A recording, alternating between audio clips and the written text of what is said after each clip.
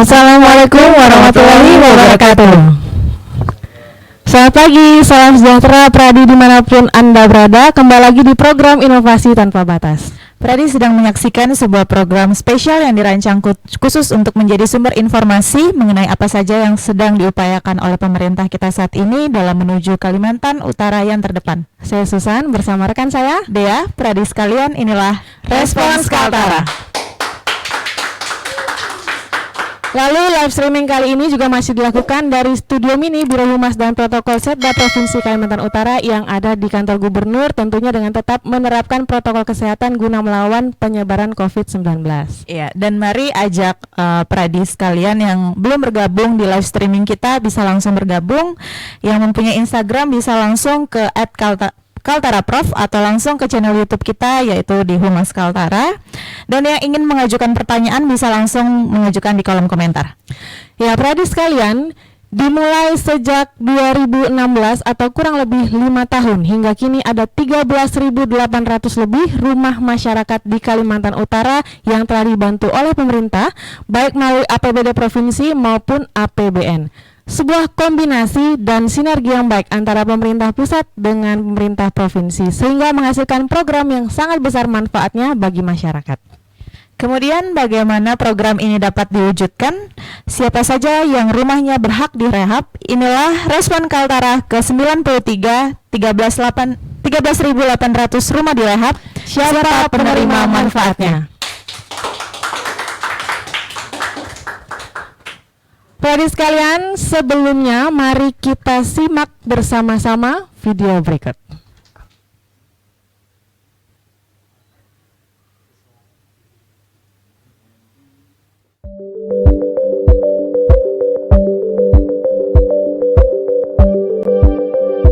Saya Mahadi Muhammad Nur, tinggal di Desa Penjalin, daerah Penisir, mengucapkan terima kasih kepada Pemprov Kaltara dan Bapak Gubernur Irianto Lamri yang membantu kami untuk merehab rumah kami menjadi lebih baik. Semoga Bapak selalu diberikan kesehatan dan dimudahkan segala urusannya. Amin. Nama saya Patilingai, kerjaan tani, umur 58 tahun. Saya berterima kasih atas bantuan pemerintah kepada saya karena kita ini orang tidak mampu lah gitu. Jadi saya berterima kasih sama pemerintah beri bantuan menambah kekurangannya saya. Nama saya Sarah, umur saya 39 tahun dan pekerjaan saya mengurus rumah tangga. Saya dan keluarga sangat bersyukur dan kami sangat senang ya melalui bantuan dari pemerintah ini buat kami terharu dan sangat bersyukur. Kami sangat berterima kasih.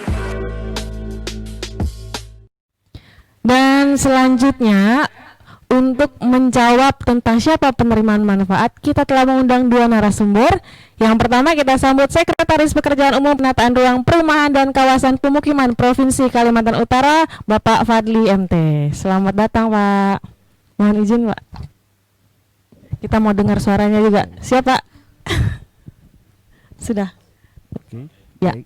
Ya. Pagi, Pak. Apa kabar? Pagi. Selamat datang kembali, berjumpa kembali. Oh ya, alhamdulillah. Sudah siap, Pak, hari ini? Baik, siap. Sehat, Pak ya? Siap, sehat juga. Terima kasih. Itu udah Pak Fadli ya. Berikutnya ada siapa, Yang Mbak? berikutnya kita kedatangan dari KUR Teknis Satker Penyediaan Perumahan Provinsi Kalimantan Utara ya, Kementerian PUPR yaitu Bapak Nasir Hakim. Selamat datang Pak. Bagaimana kabarnya hari ini Pak? Oke. Sudah siap, Pak ya? Siap Pak. Nah, ini kayaknya kedua narasumber kita masih agak ini agak tegang ya. Kita hari ini harus menjawab pertanyaan susah sepertinya. Tapi tidak apa-apa.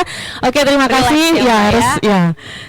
Ya, berikutnya tidak lupa juga kami akan menyapa rekan-rekan media yang sudah bergabung di live streaming kita hari ini. Halo semua, selamat bergabung ya. Ya, dan seluruh pradi yang sudah bergabung melalui Radio Pelita FM Tanjung Selor, Kaltara FM Tanjung Selor, Pesona FM Tanjung Palas. Selamat mendengarkan.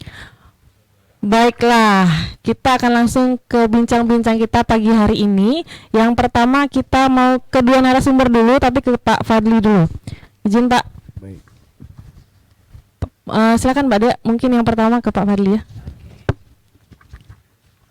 tentang program rehab rumah ini?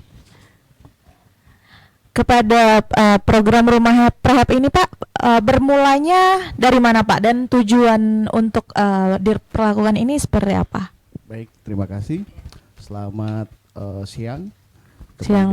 kepada seluruh pradi sekalian Ya. yang sempat menyaksikan atau melihat kegiatan pada siang hari ini.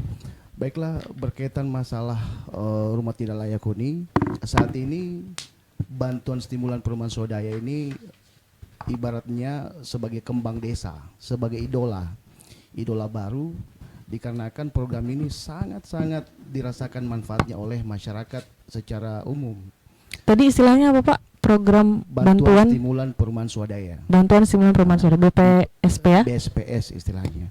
Jadi kegiatan ini berangkat daripada hadirnya data dari pusat bahwa sekarang ada backlog. Backlog itu adalah data masyarakat Indonesia secara nasional yang belum memiliki rumah. Jadi terdata ada 7,4 juta masyarakat Indonesia yang belum memiliki rumah. Dan selanjutnya ada juga data 3,4 juta secara nasional kondisi rumah masyarakat Indonesia yang tergolong rumah tidak layak huni.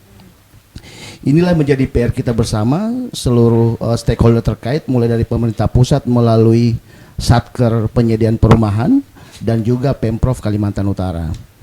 Sekarang yang menjadi pertanyaan, apa yang menjadi tujuan daripada bantuan perumahan swadaya ini? Yaitu adalah untuk mengubah kondisi dari rumah tidak layak huni menjadi rumah layak huni. Jadi pada prinsipnya secara garis besar tujuan daripada penerimaan bantuan ini adalah untuk mengubah kondisi dari kondisi rumah yang tidak layak huni menjadi rumah layak huni. Jadi itu yang menjadi titik fokus daripada bantuan tersebut. Nah, seperti itu. Baik. Mungkin silakan dari Pak Nasir menambahkan. Ya. Dari kami dari Sentiti Perumahan, jadi perwakilan dari Kementerian PUPR yang berada di Kalimantan Utara ini, kalau kami melihat bahwasanya program bantuan stimulan perumahan swadaya sebenarnya adalah merupakan keberlanjutan dari program Kementerian Perumahan yang sudah dicanangkan. Nah, kemudian PUPR ini kemudian mengembangkan, kalau dari Kementerian Perumahan dulu melakukan rumah swadaya, rehab rumah swadaya, tetapi itu dalam bentuk di pihak ketiga kan kepada orang yang akan melakukan pembangunan terhadap rumah tidak layak huni bagi masyarakat. Nah, kemudian di 2015 dicanangkanlah beralihlah dari Kementerian Perumahan digabung ke PUPR. Ya, PUPR. Nah, muncullah program BSPS, ya, bantuan stimulan perumahan swadaya. Itu tahun 2015. Nah, untuk Kalimantan, di wilayah Kalimantan Utara sendiri tahun 2015 itu dialokasikan di Kota Tarakan sebanyak 120 rumah. Nah, itu masih gabung dengan Kalimantan Timur kemarin. Nah, kemudian di 2016 kita kemudian berdiri sendiri di Kaltara ini mendapatkan alokasi sebanyak 2.000 lebih untuk program BSPS, ya, bantuan stimulan perumahan swadaya. Nah, program ini sebenarnya merupakan sebuah amanah dari undang-undang yang dikembangkan oleh Kementerian PUPR. Dari hasil penelitian banyaknya backlog dan rumah atau pemukiman kumuh yang ada di Indonesia, terkhusus di wilayah Kalimantan Utara, sehingga program ini dimunculkan untuk menangani masalah tersebut, RTLH yang ada di wilayah-wilayah kabupaten maupun kota di Indonesia. Mungkin itu. Baik Pak Nasir, terima kasih. Ya, pertanyaan berikutnya tadi sudah sempat dijelaskan ya Pak, ini bagi masyarakat yang sudah punya rumah kemudian diberikan bantuan gitu Pak ya. Nah, saya perjelas lagi, siapa saja yang bisa mendapatkan bantuan program rehab rumah ini, apa syaratnya dan bagaimana mekanismenya sehingga bisa menerima bantuan? Dari pernyataan Bapak tadi, silakan. Baik, terima kasih. Jadi penerima bantuan sesuai dengan dasar hukum yang ada, bantuan rumah tidak layak huni ini adalah berdasarkan yang disampaikan tadi, Undang-Undang Nomor 1 Tahun 2011 berkaitan masalah bantuan perumahan dan permukiman. Di situ dijelaskan pasal 54 ayat 3 dijelaskan perihal bantuan perumahan swadaya. Yang kedua adalah hadirnya juga Peraturan Menteri PU Nomor 7 Tahun 2018 tentang bantuan stimulan perumahan swadaya. Dan akhirnya dilanjutkan kembali oleh Peraturan Gubernur Nomor 31 Tahun 2017 tentang pedoman bantuan stimulan perumahan swadaya. Berangkat dari tiga hal ini, inilah yang menjadi dasar hukum pelaksanaan bantuan stimulan perumahan swadaya ini. Untuk menjadi persyaratan adalah kondisi rumah tidak layak huni tersebut adalah masyarakat penerima bantuan harus memiliki KTP Kalimantan Utara, itu yang pertama. Yang kedua adalah penerima bantuan ini belum pernah menerima bantuan seperti halnya bantuan-bantuan stimulan, baik itu bantuan dari perumahan ataupun bantuan dari provinsi ataupun kabupaten kota. Yang ketiga yang paling utama adalah bahwa penerima bantuan ini harus memiliki sertifikat atau legalitas alas hak terhadap kepemilikan tanah tersebut, sehingga dapat dijamin untuk diberikan bantuan. Dan yang keempat, sesuai dengan hasil verifikasi tim lapangan, mereka memenuhi syarat-syarat untuk menerima bantuan, yaitu adalah kondisi bangunannya, keselamatan bangunannya. Yang kedua adalah kecukupan ruang daripada bangunan tersebut. Dan yang ketiga adalah kenyamanan dan kesehatan. Jadi 4 hal ini sesuai dengan Permen PUPR nomor 7 tahun 2018. 4 hal ini adalah merupakan indikator yang sudah dituangkan juga dalam Pergub yang menjadi persyaratan umum terhadap calon penerima bantuan. Jadi persyaratan umum adalah wajib memiliki kesehatannya, terus kecukupan ruangnya juga.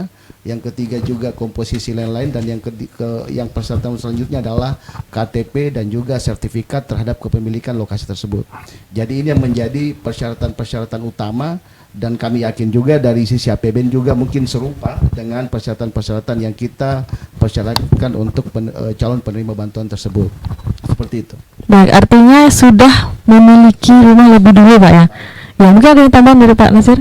Ya, syarat untuk mendapatkan bantuan stimulan perumahan swadaya, kami di SNPT itu ada juknis yang kami telah diberikan oleh kementerian, terutama Peraturan Menteri Nomor 7 tahun 2018 tentang petunjuk teknis dalam proses pelaksanaan program bantuan stimulan perumahan swadaya.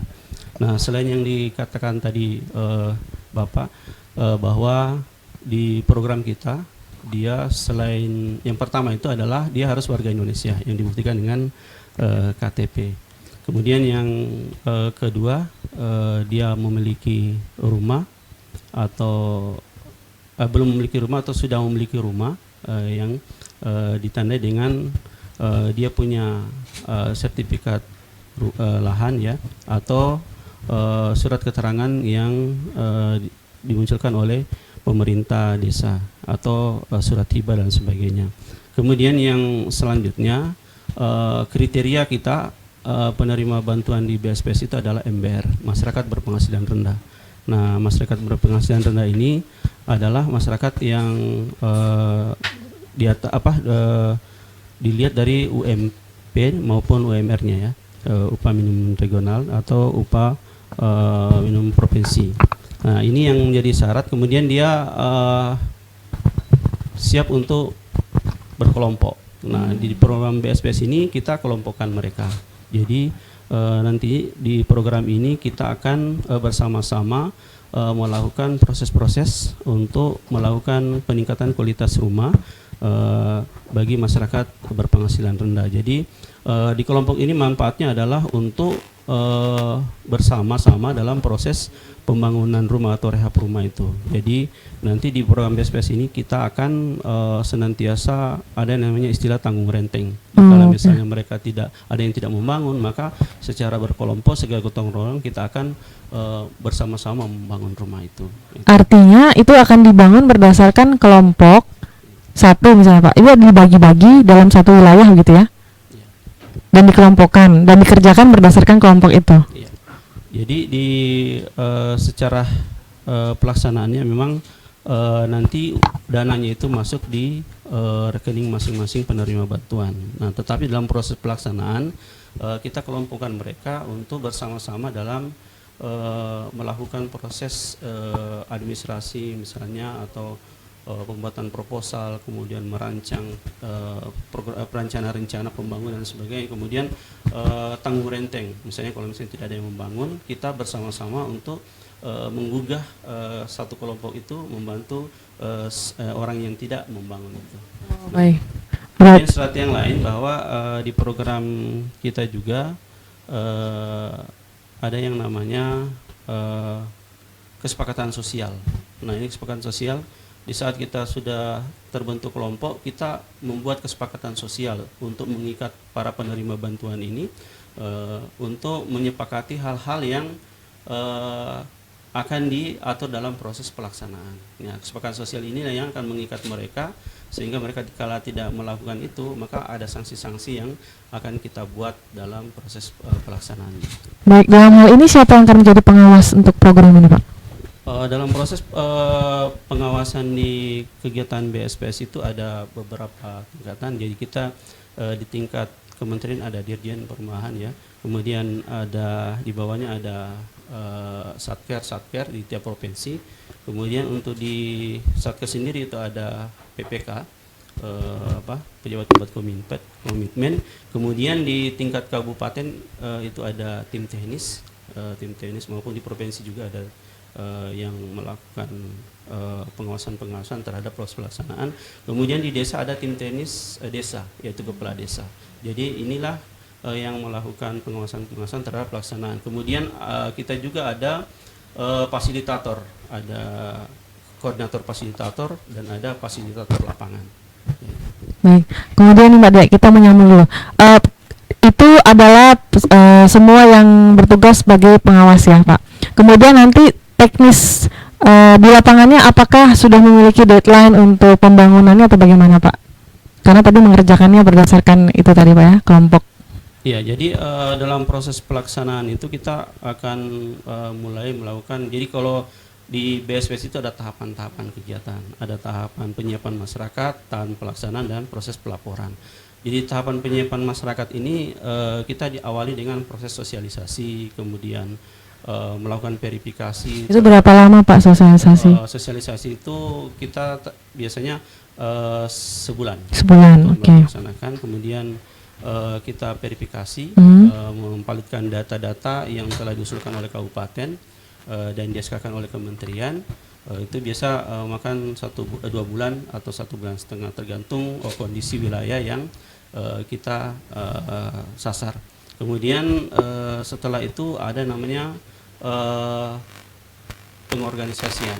Ya, kita kelompokkan seperti tadi. Kemudian kita dari terbentuknya kelompok itu yang namanya KPB, kelompok penerima bantuan. Nah, maka KPB ini akan melakukan proses perencanaan, membuat proposal, membuat RAB, kemudian DRPB, daftar rencana pembelian bahan bangunan.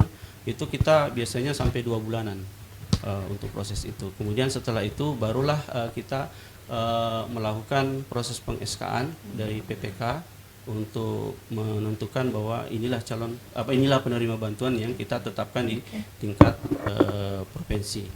Kemudian setelah itu ada proses pembukaan rekening. Pembukaan rekening oleh penerima bantuan yang melakukan itu adalah bank yang ditunjuk oleh SNPT perumahan yang sudah dipilih.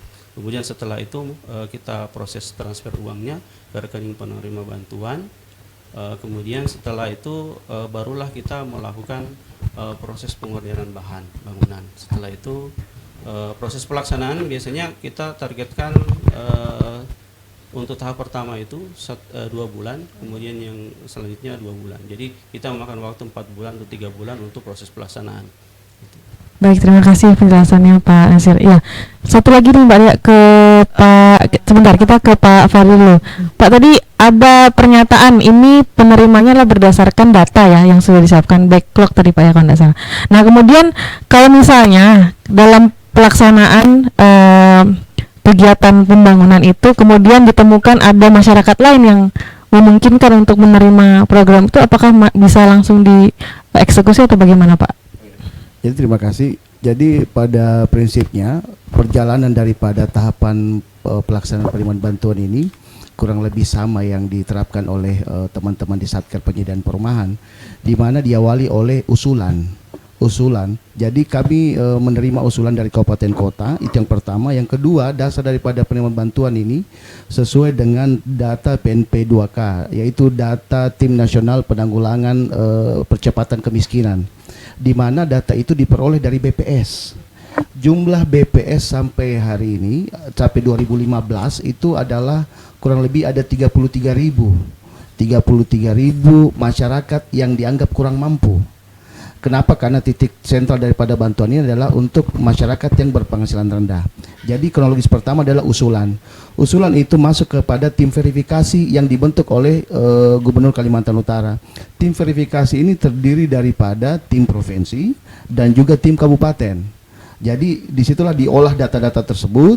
Jadi apabila ada usulan yang masuk, maka usulan itu dapat diserahkan kepada pihak provinsi, diajukan kepada provinsi dan juga diajukan kepada kabupaten, bahkan sampai di tingkat desa, silakan. Nah, itulah nanti yang akan diakomodir dan disampaikan kepada tim verifikasi yang telah terbentuk untuk memverifikasi, memvalidasi data-data tersebut layak tidaknya PSB atau calon penerima bantuan tersebut untuk menerima bantuan rumah tidak layak huni. Jadi izin Pak, itu ya, dalam waktu berapa lama Pak itu?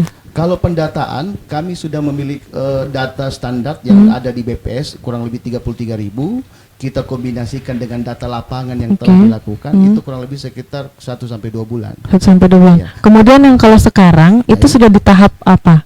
Kalau untuk data, karena kita mengacu kepada BPS, maka kami sudah memiliki data untuk dalam kurun waktu 5 tahun. Oke. Nah, tinggal kita kombinasikan dengan faktor kekinian, dalam artian informasi-informasi baru yang mungkin, dan ternyata juga hasil laporan kami dari tim lapangan bahwa data yang disampaikan oleh BPS ini pada saat aktual di lapangan itu tidak seperti itu, sehingga kita membutuhkan informasi-informasi penting, utamanya daripada pemerintah-pemerintah di level bawah, dari tingkat desa, RT, kelurahan, dan itu yang akan tingkat desa, kelurahan sampai tingkat kecamatan, itu yang kami akan olah untuk menjadikan data. Selanjutnya perlu kami sampaikan, setelah masuk dalam tim verifikasi, maka itu akan keluarlah SK penetapan daripada Gubernur Kalimantan Utara terhadap calon penerima bantuan BSPS ini.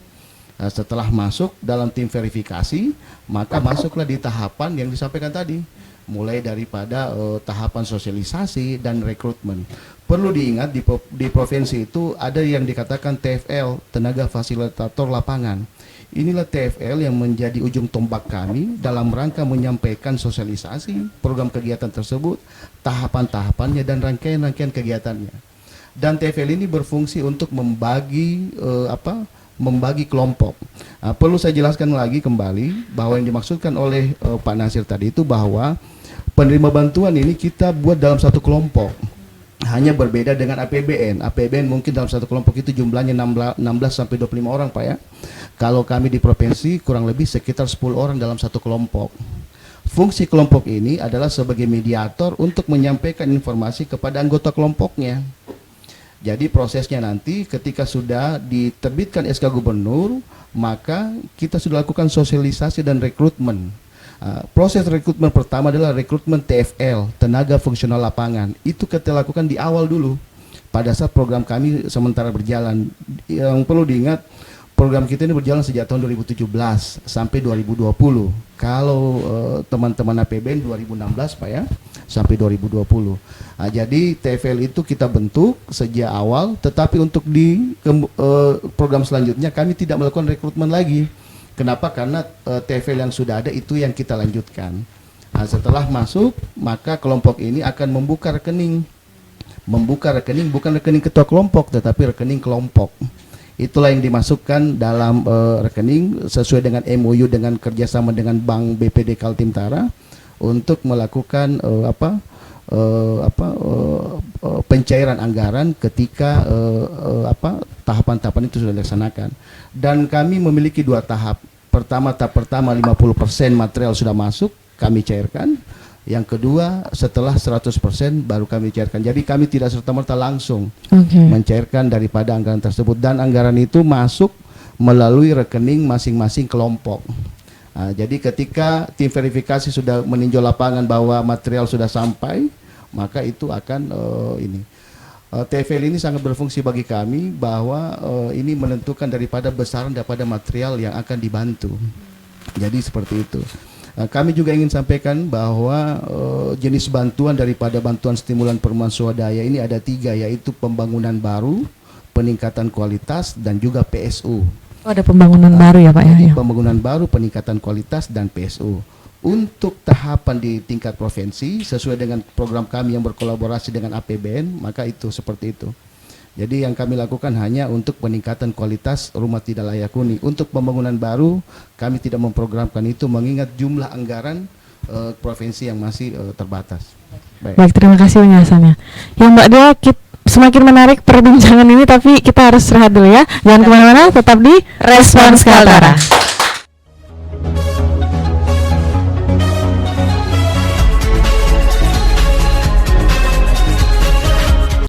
Kembali lagi di Respons Kaltara. Baik, adik sekalian, sebelum kita melanjutkan perbincangan kita, tolong dilihat dulu yang sudah ada di display kami ya. Terima kasih untuk rekan-rekan UMKM yang sudah menyediakan kopi jahenya hari ini bagi kita. Bagi yang berminat silakan langsung cek Instagramnya di @s_kopijahe. Terima kasih. Berikutnya udah. Oke, kita akan masuk ke dalam pertanyaan. Kita ke Pak Fadli dulu nih. Sesuai dengan berita yang ada nih Pak, data dari Dinas PUPR dari Perkim Kaltara sejak 2016 hingga 2020 itu ada sebanyak 13.800 rumah tidak layak huni di Kalimantan Utara yang sudah mulai direnovasi melewati program ini Pak. Nah, bisa dijelaskan nih Pak, 13.800 lebih rumah ini sudah dibantu di bagian daerah mana saja nih Pak? Dan apakah seluruh kabupaten di Kaltara sudah mendapatkan bantuan program ini Pak? Baik, terima kasih. Ya. Jadi bantuan ini adalah sifatnya kolaborasi antara APBN dan APBD. Jadi sumber anggarannya APBN yang melalui Kasat Penyediaan Perumahan dan juga dari provinsi. Untuk data yang kita bantu sampai hari ini bahwa sesuai dengan data sumber dari APBD Provinsi Kalimantan Utara, kami sudah membantu kurang lebih 1.677 rumah. Ditambah jadi kurang lebih 1.677 rumah sudah dilakukan rehab untuk rumah tidak layak huni tersebut. Tetapi yang perlu kami sampaikan bahwa Pemprov ini bukan hanya dari bantuan stimulan perumahan swadaya saja bentuknya, tetapi kami juga membantu dari sisi sanitasinya. Jadi untuk sanitasi kami juga sudah membantu kurang lebih 210 lokasi titik, sehingga kita jumlahkan kurang lebih sekitar 1.887 bantuan dalam bentuk rumah tidak layak huni dan juga sanitasi. Untuk masalah jumlah daripada bantuan tersebut, besarannya kami memberikan bantuan kurang lebih 15 juta per unit rumah sesuai dengan kondisinya. Itu rata ya Pak? Itu rata semuanya. Jadi itu kita berikan bantuan sesuai dengan data yang ada, hasil verifikasi itu yang kita berikan bantuan. Dan untuk jumlah bantuannya, kami memberikan bantuan untuk seluruh kabupaten kota yang ada di Kalimantan Utara secara merata dan sesuai dengan data yang ada. Jadi bentuk bantuannya seperti itu yang kami sampaikan kepada kabupaten kota yang ada di Kalimantan Utara. Baik, terima kasih. Itu bisa dilihat spesifiknya untuk di daerah mana saja tuh Pak? Rata-rata daerah-daerah yang memang diyakini bahwa pemukiman tersebut itu masih rentan terhadap kondisi sanitasi yang masih sangat kurang, seperti daerah-daerah yang ada di untuk di KTT di daerah Badan Bikis, ada juga di Kuala Lapang di Malinau, dan memang itu sesuai data memang masyarakat yang diyakini masyarakat yang berpenghasilan rendah dan juga kondisi rumahnya memang sudah sangat rusak. Jadi kualitas bangunan itu memang kami sudah lihat. Jadi kami tidak mengambil langsung satu tempat, tetapi kami meyakini tempat-tempat lokasi yang sesuai dengan hasil verifikasi lapangan. Ya, seperti itu. Baik, sebelum kita ke Pak Nasir, Pak Fadli, ini mungkin bisa dijelaskan, ini teknis tadi, teknis belanjanya bagaimana sih Pak? Setelah uang itu diterima masuk ke rekening kelompok, kemudian siapa yang membelanjakan, kemudian siapa yang membangunnya begitu? Apakah bersama-sama atau ada tenaga kerja yang sudah disediakan? Jadi sebenarnya tujuan dari dan nafas daripada bantuan stimulan perumahan swadaya ini adalah swadaya, membangun keswadayaan. Hanya perlu diingat, dibedakan bahwa untuk bantuan yang dibantu oleh provinsi, betul-betul kami membangun keswadayaan masyarakat. Jadi di sana tidak ada upah di dalamnya. Mohon maaf, perlu kami sampaikan bahwa nanti akan dijelaskan oleh Pak Nasir, kalau di APBN mungkin ada upah Pak ya. Sehingga itu untuk membantu masyarakat, tetapi kami dari provinsi sesuai dengan kesepakatan dan hasil persetujuan daripada Bapak Gubernur bahwa yang kami bantu 15 juta itu adalah murni material. Perlu diingat, kerjasama MOU kami dengan pihak perbankan tersebut adalah kerjasama yang non pajak.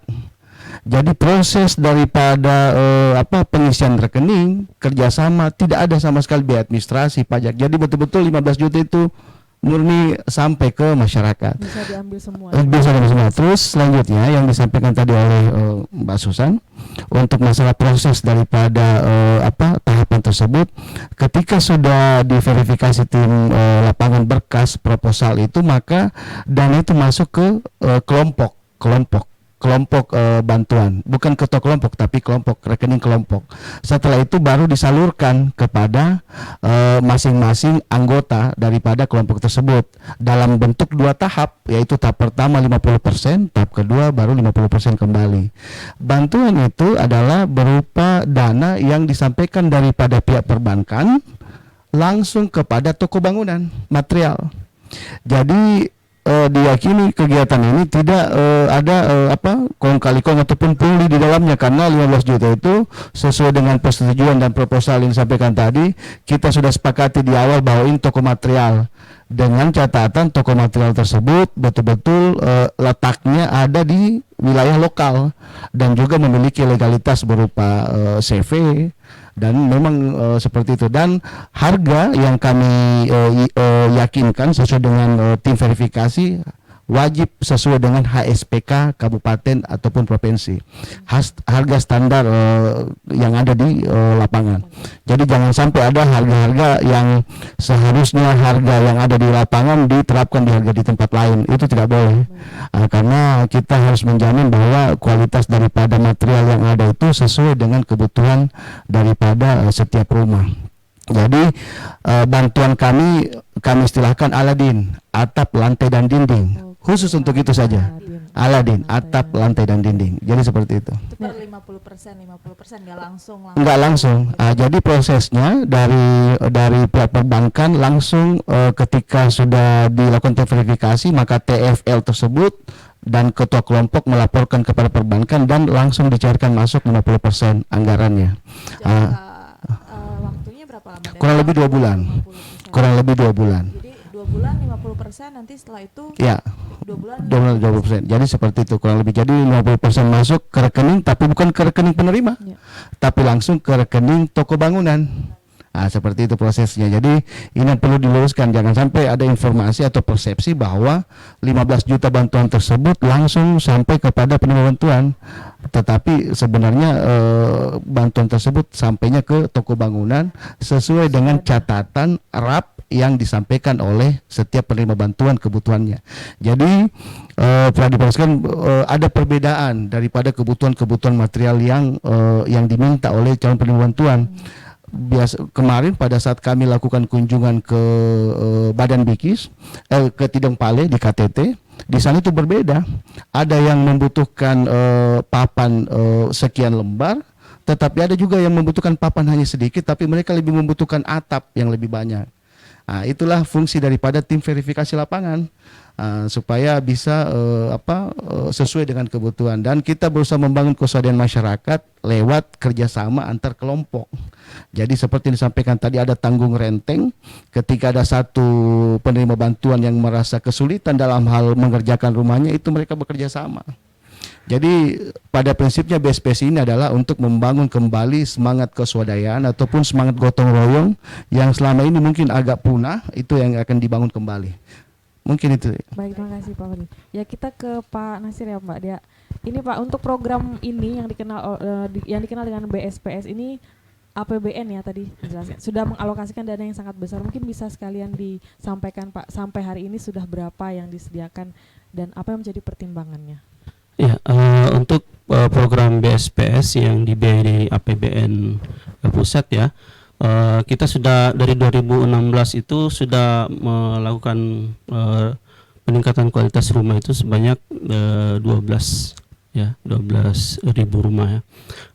Untuk tahun 2020 ini kita mengalokasikan 3.000 rumah calon penerima bantuan yang kita lakukan di 5 kabupaten kota di Kalimantan Utara.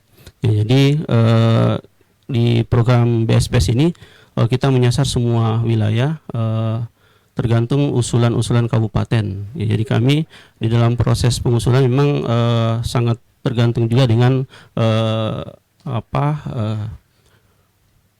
kabupaten-kabupaten yang antusias untuk melakukan pendataan dan pengusulan di kementerian. Jadi kita di program BSPS ini sebenarnya usulan-usulan itu berbasis aplikasi ERTLH.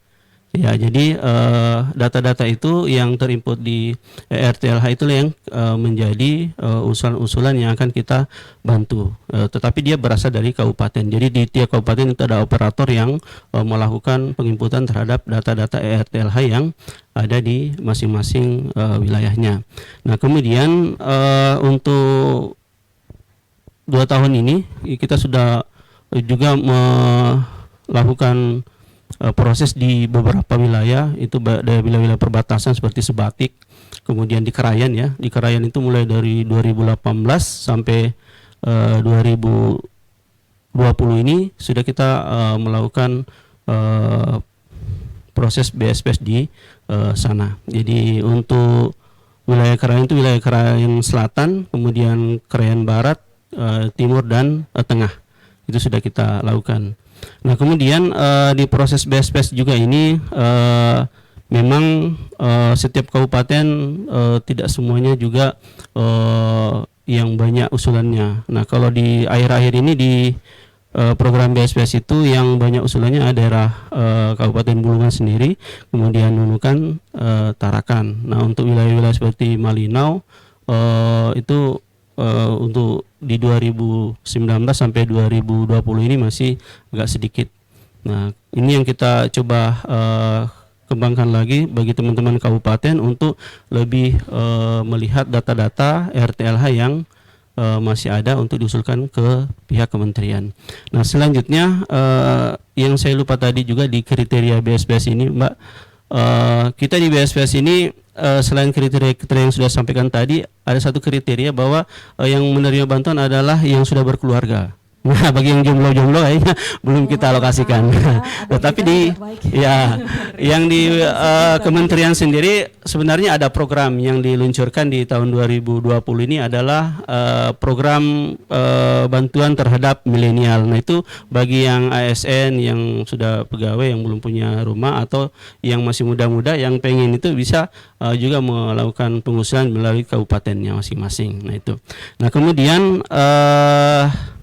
kalau proses kita seperti yang katakan tadi Pak Sekretaris, bahwa memang pada dasarnya di program BSPS maupun APBN maupun di program provinsi itu mirip-mirip saja. Nah, kemudian kalau tadi prosesnya itu setelah terbentuk proposal di SK-kan, kita membuat rekening, kemudian bantuannya disalurkan di rekening masing-masing sebesar 17.500.000. Ya, jadi 17.500.000 ini teralokasikan di bahan bangunan sebanyak 15 juta. Kemudian untuk upah tukang itu 2,5 juta. Nah, setelah masuk di rekening itu, setelah mereka menerima bantuan itu, kita namanya serbutab, syarat terima buku tabungan. Jadi disampaikan kepada mereka bahwa mereka sudah menerima bantuan itu. Nah, setelah dananya masuk, barulah kita melakukan proses penyaluran bahan bangunan. Ya, jadi bahan bangunan yang telah dibuat melalui RAB-nya yang dibuat sendiri oleh masyarakat. Jadi kebutuhan mereka itu berdasarkan hasil verifikasi pemantauan rumahnya, yang mana yang rusak dan bahan-bahan apa yang mereka ingin pesan atau ingin order, maka itulah yang menjadi yang akan disampaikan kepada mereka. Jadi mereka nanti akan disalurkan sebanyak 50% bahan bangunannya, kemudian mereka membangun, jadi kita akan memantau sampai 30% fisiknya. Nah, setelah 30% fisiknya, kita akan menyalurkan upah tukangnya. Jadi upah tukangnya itu dicairkan setelah progres fisiknya sudah 30%. Nah, kemudian mereka akan melaporkan. Jadi kita juga ada bentuk pelaporan yang harus KPB, kelompok penerima bantuan itu laporkan. Sudah seberapa besar progres fisiknya, jadi 30% itu kita laporkan, baru bisa melanjut ke tahap kedua. Jadi sebelum melakukan pembangunan sama sekali, kita tidak akan melanjut ke tahap selanjutnya. Gitu. Yang menarik ini, Pak Nasir tadi sudah disebutkan dari 17.500.000 ya, ini semua rata Pak ya. 2.500.000-nya adalah upah.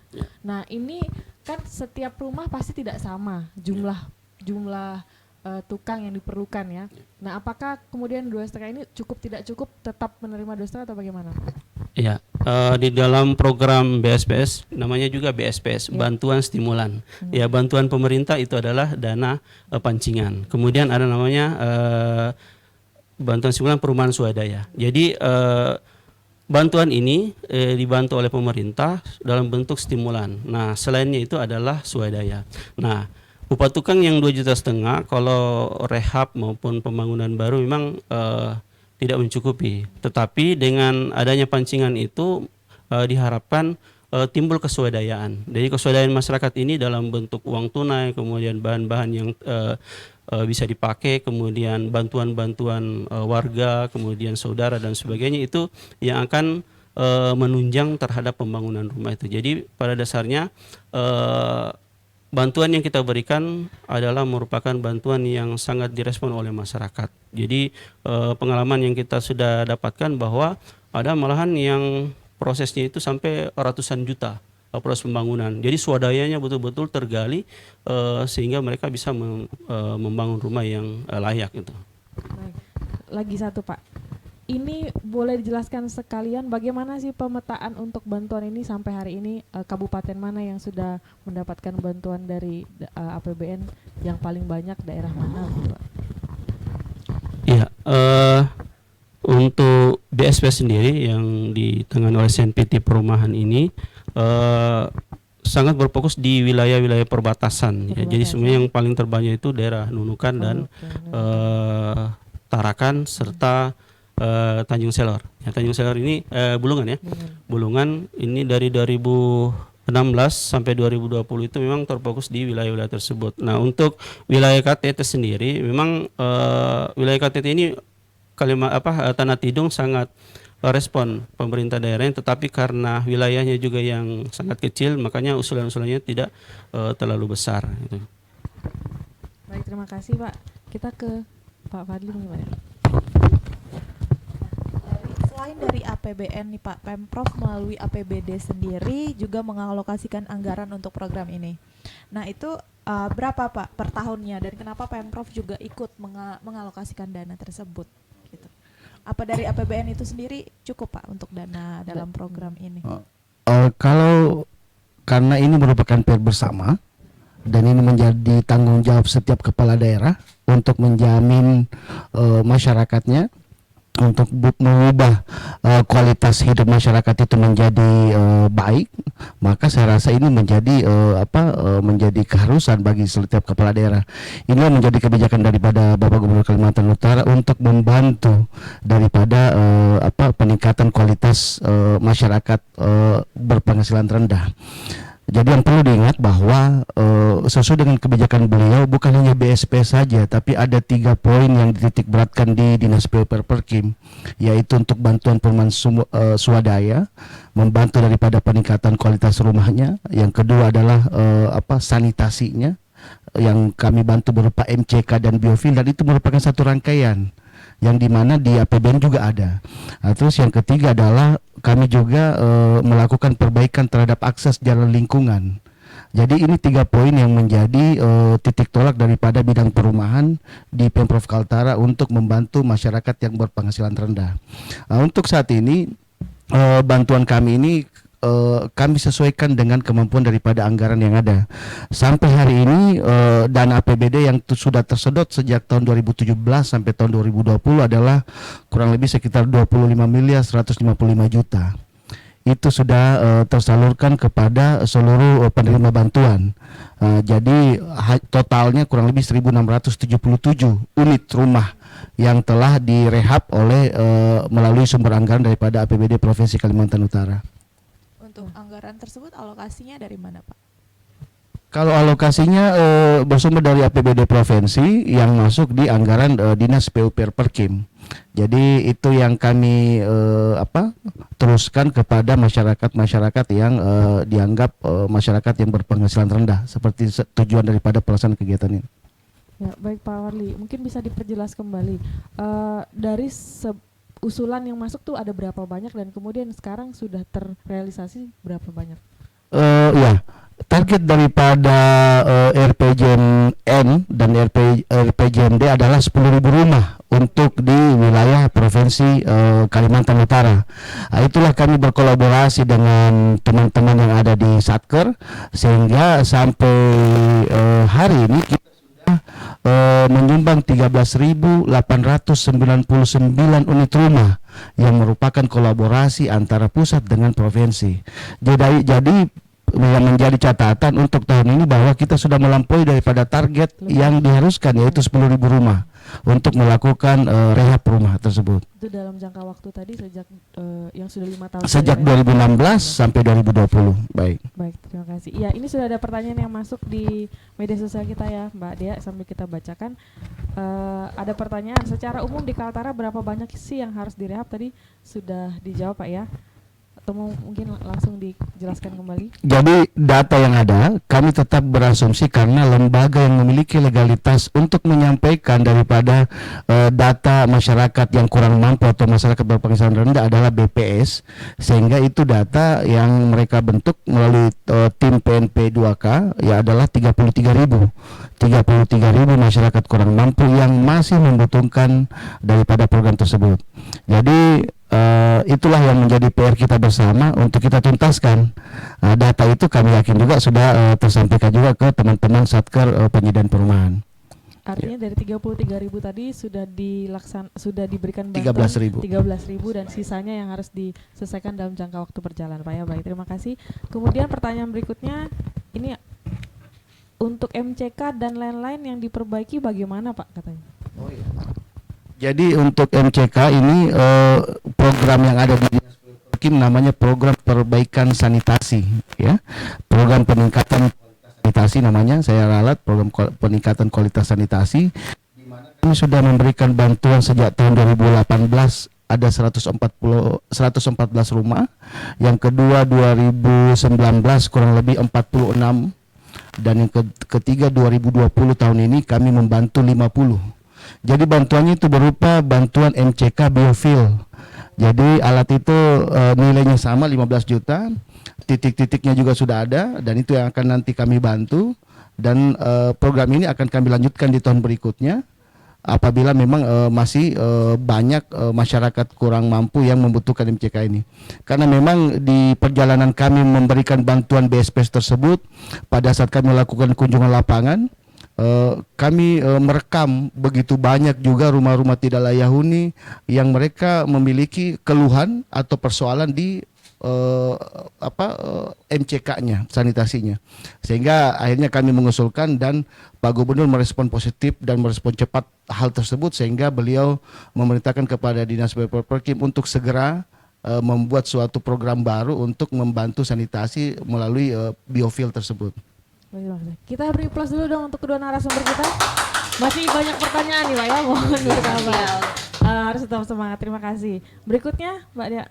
Oke Pak, untuk CSR dari perusahaan tersendiri itu kenapa nggak masuk dalam rehab?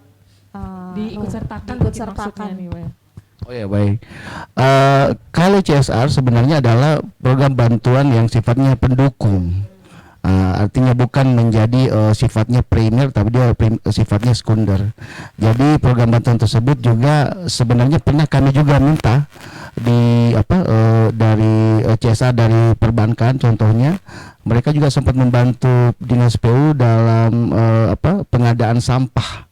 Tetapi untuk yang bantuan stimulan perumahan swadaya ini karena memang sifatnya dan jumlahnya sangat besar, sehingga kami masih berupaya untuk mencapai target yang diinginkan oleh pemerintah pusat, dan alhamdulillah sesuai dengan target. Memang kami sudah melampaui target bersama dengan teman-teman yang ada di Satker Penjaminan Perumahan. Jadi harapan kami nanti ke depan juga nanti kita akan bisa berkolaborasi juga dengan pihak-pihak lain, lembaga-lembaga lain atau perbankan untuk membantu masyarakat tersebut. Terima kasih Pak. Nah, kalau untuk teknis ini dari pertanyaan media sosial ya Mbak ya. Iya. Teknis kalau si A akan direhab, bagaimana dia mendapat bantuan belanja dan tukangnya gimana? Iya, tadi sudah dijelaskan sebenarnya, Itu tapi yang mungkin sudah silakan dijelaskan. Coba Bang, mungkin bisa Bapak disampaikan lagi Pak, sampaikan kembali. sedikit ya. Itulah perbedaan mungkin program kami dengan APBN. Iya. Karena APBN di situ memfasilitasi daripada upah, di mana sebenarnya jenis bantuan kami sama 15 juta. Tetapi untuk bantuan upah itu ditambah di APBN. Kalau di provinsi itu kami tidak menambahkan karena harapan kami adalah bisa seutuhnya membangun kesadaran masyarakat untuk membangun rumahnya, dan membangun juga semangat untuk kegotong royongan antar kelompok-kelompok yang sudah kita bentuk untuk penerima bantuan tersebut. Jadi untuk usulan-usulan tersebut ya saya rasa silakan aja pradi-pradi sekalian yang merasa memiliki persyaratan cukup sesuai dengan yang kami sampaikan tadi, silakan saja disampaikan kepada instansi teknis, mulai daripada kalau Anda bertempat tinggal di desa, sampaikan kepada kepala desanya untuk disampaikan kepada kabupaten kota, karena tiap tahun kita akan lakukan verifikasi, dan setiap laporan usulan tersebut kami akan respon secara cepat sesuai dengan catatan sesuai dengan kemampuan anggaran provinsi, dan juga sesuai dengan persyaratan apabila terpenuhi kami akan masukkan. Dan memang penerima bantuan ini sifatnya ngantri. Sebenarnya sudah banyak list, beratnya mungkin sudah sold out, banyak yang sudah ini. Jadi memang kami sudah rancang sedemikian rupa sehingga yang sudah menerima bantuan saat ini tidak akan menerima bantuan lagi sesuai dengan persyaratan dan juga sesuai dengan aturan yang ada di Permen PUPR nomor 7 tahun 2018 tersebut. Iya, hanya sekali aja.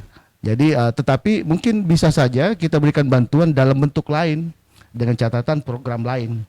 Jadi seperti itu. Itulah masukan-masukan dari masyarakat di Kalimantan Utara. Kami harus menyampaikan kepada seluruh pradi bahwa ini merupakan kebijakan Bapak Gubernur yang begitu baik, sehingga program tersebut dikombinasikan, yaitu bentuk bantuan perumahan swadaya, yang kedua sanitasi, dan yang ketiga jalan lingkungan. Baru-baru kemarin Pak Gubernur melihat secara langsung bagaimana proses pembangunan jalan lingkungan yang ada di Tarakan. Itu salah satu juga akan membawa efek kepada masyarakat setempat untuk dalam rangka peningkatan akses dan peningkatan ekonomi yang ada di masyarakat tersebut. Terima kasih. Baik, ini pertanyaan untuk Pak Nasir katanya. Pak, selama ini setelah melakukan program itu, dampak apa sih yang terlihat bagi si penerima yang jumlahnya sudah mencapai 13 ribuan?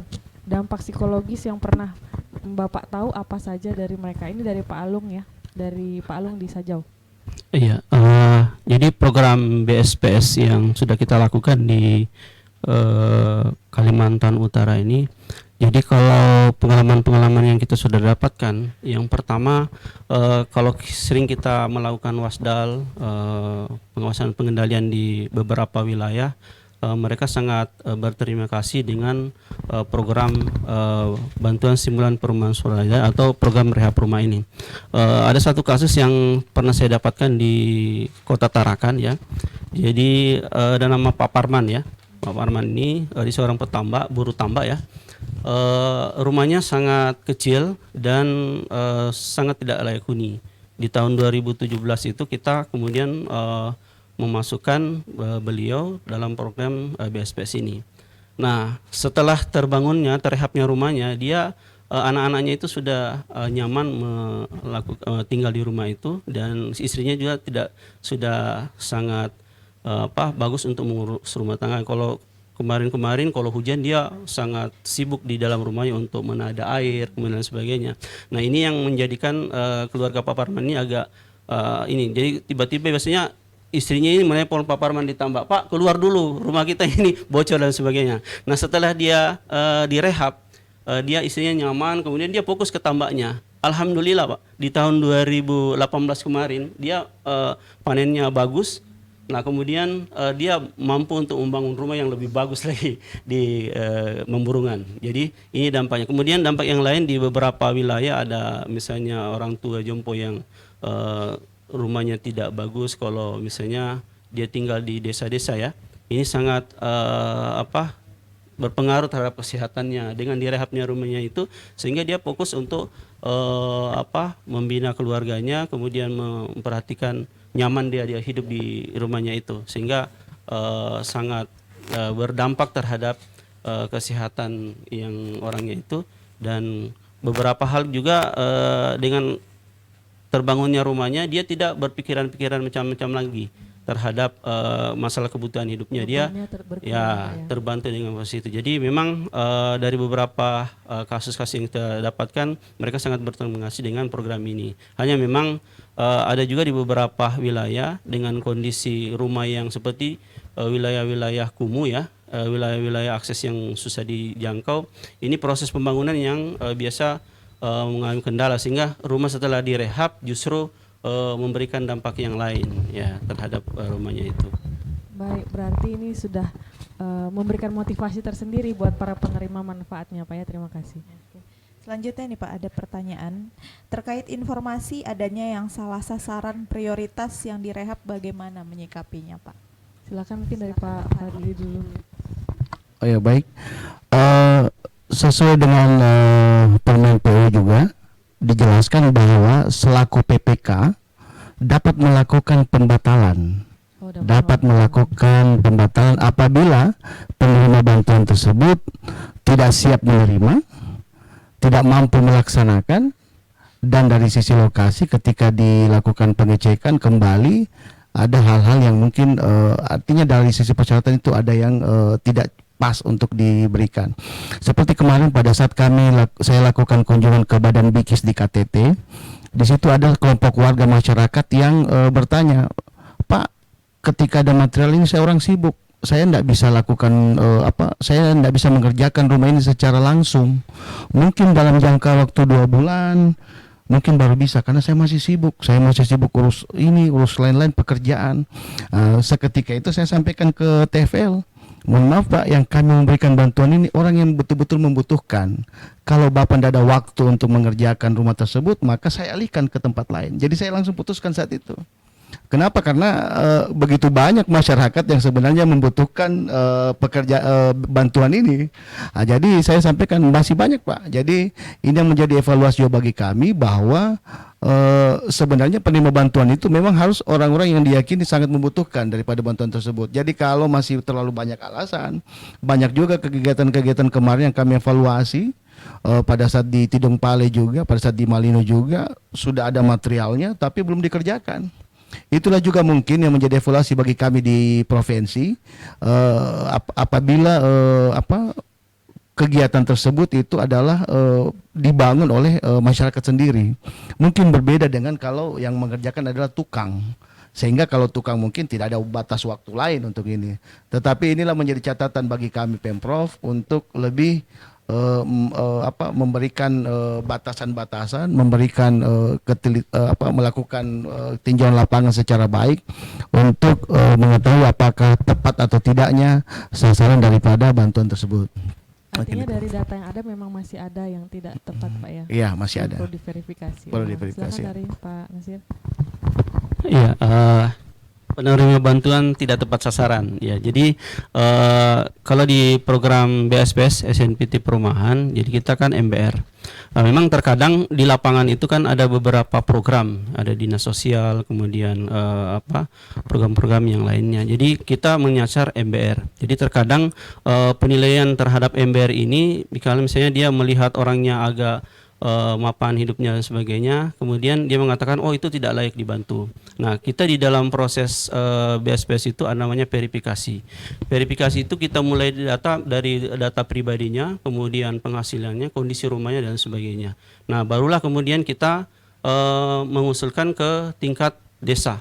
Nah, desa itu kemudian melakukan verifikasi juga, validasi data, menentukan betulkah dia sebagai calon penerima bantuan. Nah, setelah itu kemudian dilakukan, kita kemudian rembukan secara bersama-sama di forum penyepakatan hasil verifikasi. Jadi nanti itu kita tawarkan ke masyarakat nama-nama yang sudah kita verifikasi, apakah betul dia ini adalah mempunyai rumah tidak layak huni dan layak dibantu. Nah, itu akan disepakati. Setelah itu, setelah tidak ada sanggahan, baru kita melakukan proses penyaluran bantuan.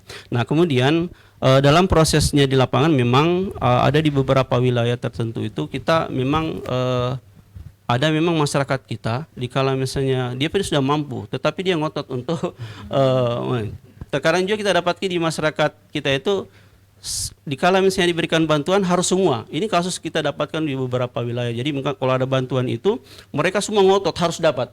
Ya, kemarin ada kasus di Lumbis ya. Saya datang di situ, kami rembuk, ada masyarakat yang ngotot, pokoknya bantuan ini harus dapat semua. Jadi bantuan yang 17 juta itu sudah dapat itu harus dibagi-bagi rata. Nah, kita katakan tidak, kita ada aturan. Ada aturan-aturan main, ada proses yang kita lakukan.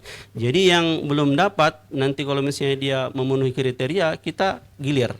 Ya, kita gilir. Jadi tergantung, kan anggarannya bisa juga terbatas dan SK yang dikeluarkan oleh kementerian itu terbatas. Makanya kita ada antrian-antrian data yang harus nanti kita coba usulkan lagi di tahun berikutnya. Ya, jadi memang proses itu kita evaluasi. Dan seperti dikatakan tadi Bapak, kalau misalnya ada yang tidak layak menerima bantuan dan mendapat, itu boleh kita putuskan, ya tidak kita cut. Gitu. Baik, menarik nih. Berarti harus digarisbawahi. Ternyata setelah data itu masuk, ada yang namanya forum untuk memverifikasi itu. Jadi sebenarnya itu sudah disepakati ya Pak ya berdasarkan data yang ada. Baik. Nah ini pertanyaan terakhir nih Mbak Dia ke Pak Fadli juga ke Pak Nazir. Selama pelaksanaan program ini apa yang menjadi hambatan terbesar? Mungkin dari Pak Fadli. Oh ya, baik. Kalau program kegiatan ini selama kita melakukan secara terstruktur, secara sistematis, dan semua sudah ada pembagian tugas dan kewenangan masing-masing, dan semua melaksanakan tugasnya secara baik, saya rasa untuk kendala-kendala tersebut dapat diatasi secara baik. Tetapi memang secara faktual di lapangan banyak hal-hal, utamanya untuk bantuan kita di tahun 2020 ini. Dikarenakan kita memasuki masa COVID-19 sehingga akhirnya banyak kegiatan proyek-proyek infrastruktur yang ada di Dinas PU, utamanya juga bantuan BSPS ini terhambat. Kenapa? Karena BSPS ini wajib hukumnya tatap muka. Sedangkan kita ada batasan untuk tatap muka dikarenakan tidak mungkin kami memberikan bantuan ke desa-desa harus virtual atau apa. Sehingga itu kami lakukan banyak waktu yang terbuang. Sehingga kami baru melakukan kunjungan kemarin itu untuk memasukkan rekening itu baru bulan lalu. Kami lakukan pendataan untuk memasukkan ke rekening masing-masing. Jadi itulah salah satu kendala kita di lapangan, termasuk juga pengiriman material dikarenakan banyaknya keterbatasan pelaksanaan kegiatan saat ini dikarenakan COVID-19. Tetapi karena alhamdulillah Kaltara masuk zona hijau sehingga sejak bulan lalu kami sudah mulai menyisir tempat-tempat tersebut dan melakukan pendataan dan melakukan verifikasi lebih lanjut, dan sekarang sudah memasuki tahap persiapan untuk tahun anggaran 2020. Jadi untuk kendala-kendala semuanya mudah-mudahan semuanya dapat kita atasi. Tetapi pada prinsipnya yang kami percaya adalah bagaimana setiap stakeholder terkait mulai daripada unsur desa, unsur TFL dan bisa bekerja secara baik. Jadi mudah-mudahan itu bisa kami atasi secara baik juga.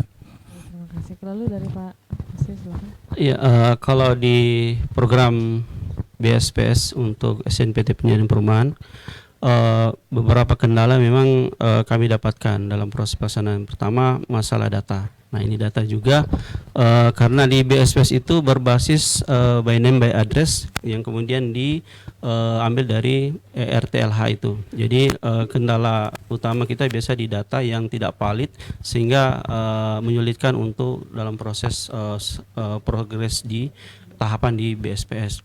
Nah, kemudian yang kedua, di beberapa wilayah ada kondisi-kondisi masyarakat yang sangat kuat adat istiadatnya, makanya ini yang enggak menghambat proses pelaksanaan. Seperti di Kabupaten Nunukan di wilayah Sembakung ya, Desa Atap, SK pertama itu kita laksanakan proses pelaksanaan di bulan Juli.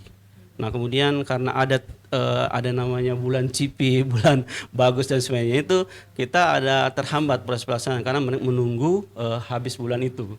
Ya, jadi bulan bagusnya itu. Nah, baru mereka melakukan proses pelaksanaan. Kemudian yang selanjutnya hambatan-hambatan masalah akses akses jalan, kemudian transportasi dan sebagainya. Nah, ini terkait masalah pengorderan bahan bangunan. Nah, ini yang terkendala di situ. Kemudian selanjutnya adalah kalau di wilayah Kaltara ini kan di musim-musim sekarang itu adalah wilayah menugal, membuka lahan dan sebagainya, ini juga menjadi hambatan. Jadi sebenarnya kendala-kendala itu memang yang terjadi di proses BSPS. Tetapi dengan adanya musyawarah terhadap proses pelaksanaan rembuk-rembuk yang kita lakukan, akhirnya bisa teratasi gitu. Baik, terima kasih untuk penjelasannya. Nah, dengan demikian kita sudah mengetahui ya siapa penerima manfaat, kemudian bagaimana kondisi di lapangan selama ini. Sebelum kita masuk ke closing statement, kita akan break sesaat. Jangan kemana-mana, tetap di Respons Kaltara.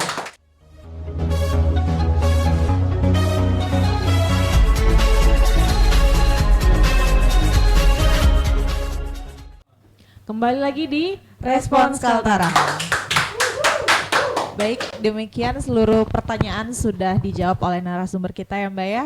Selanjutnya saya memberikan kesempatan kepada narasumber kita untuk menyampaikan closing statement. Yang pertama ke Pak Fadli. Silakan. Baik, Pradi sekalian, program BSPS ini program adalah program yang pro rakyat, pro masyarakat berpenghasilan rendah, maka wajib untuk kita lanjutkan, wajib untuk kita teruskan. Kenapa? Karena ini akan sangat membantu masyarakat-masyarakat yang berpenghasilan rendah. Yang kedua, bagi masyarakat Kaltara yang memenuhi persyaratan untuk mendapatkan bantuan atau ingin menerima informasi terhadap persyaratan-persyaratan tersebut, silakan kami buka informasi, kami buka ruang untuk berkoordinasi kepada Dinas Perkim Provinsi Kalimantan Utara ataupun mungkin di wilayah di mana kalian berada, baik itu di desa, kelurahan, kecamatan ataupun di kabupaten. Kenapa? Karena seluruh data yang akan tersampaikan ke stakeholder tersebut akan kami jemput dan kami akan lakukan verifikasi tanpa ada batasan-batasan. Jadi verifikasi yang kami lakukan itu seluruh data yang masuk kami akan verifikasi. Tidak ada yang tidak akan kami verifikasi. Jadi segala hal-hal yang kami dapat bantu, baik itu sifatnya BSPS ataupun bantuan-bantuan lain, silakan dimasukkan selama sesuai dengan aturan, sesuai dengan regulasi yang ada, maka kami akan bisa bantu sesuai dengan kemampuan daerah. Selanjutnya kami harapkan bantuan BSPS ini dapat dirasakan manfaatnya oleh masyarakat dan dapat menjadi corong informasi baru kepada teman-teman kita, tetangga kita, ataupun mungkin sahabat-sahabat kita, bahwa Pemprov Kaltara sudah bergerak cepat untuk merespon daripada keinginan-keinginan masyarakat untuk mendapatkan bantuan, untuk melakukan kolaborasi dan juga untuk membantu daripada pembangunan Bapak Gubernur Kalimantan Utara dalam rangka menciptakan Kalimantan Utara yang aman, damai dan sejahtera. Dari kami Dinas Perkim akan selalu siap untuk mendukung segala program kebijakan yang pro rakyat dan pro masyarakat Kalimantan Utara. Terima kasih. Baik, kita kasih plus untuk pernyataan yang disampaikan oleh Pak Fadli. Terima kasih. Berikutnya silakan ke Pak Nasir. Ya, dari kami sebagai perwakilan Kementerian PUPR di Kalimantan Utara, terutama di SNPT Penyediaan Perumahan. BSPS adalah program yang harus kita dukung sepenuhnya. Makanya di beberapa kabupaten harus betul antusias untuk melakukan pendataan dan berbagai pengusulan-pengusulan terhadap rumah tidak layak huni, karena dengan adanya seperti itu kita akan terbantu di kementerian untuk melihat seberapa banyak data-data RTLH yang masih ada di Kalimantan Utara.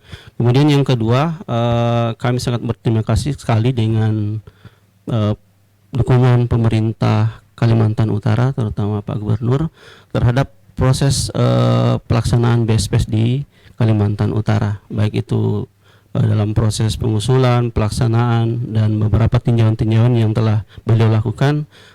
Kami sangat berterima kasih dengan dukungan tersebut. Kemudian yang kedua, bagi para prodi silakan untuk mendukung pemerintah desanya, RT-nya, kemudian pemerintah kabupaten untuk mengusulkan beberapa masyarakat kita yang belum mempunyai rumah layak huni untuk diusulkan di Kementerian PUPR, sehingga nanti kita bisa mengalokasikan di tahun 2021 ini untuk pengentasan atau penanggulangan terhadap rumah tidak layak huni. Sekedar informasi, untuk 2021 kita sudah mengalokasikan 2.500 rumah yang akan kita laksanakan di program BSPS. Ya. Ya, kita beri aplaus kepada Pak Nasir. Demikianlah respons Kaltara kali ini. Terima kasih pada semua narasumber, juga kepada seluruh pradi yang sudah berpartisipasi dalam media sosial. Mohon maaf jika ada kekurangan. Sekali lagi terima kasih juga kepada pendengar kita, yaitu dari Pelita FM Tanjung Selor, Kaltara FM Tanjung Selor, Pesona FM Tanjung Palas. Nantikan terus respons Kaltara setiap hari Rabu, dan jangan lupa lewatkan program lainnya di media sosial Humas Kaltara. Ada Reka Suara, ada Irianto Menjawab, Harian Giga, Cerita Darah, Humas Goes to School, dan Kaltara Sepekan. Semoga semuanya dapat bermanfaat bagi pradi. Sekian, sampai jumpa. Wassalamualaikum warahmatullahi wabarakatuh.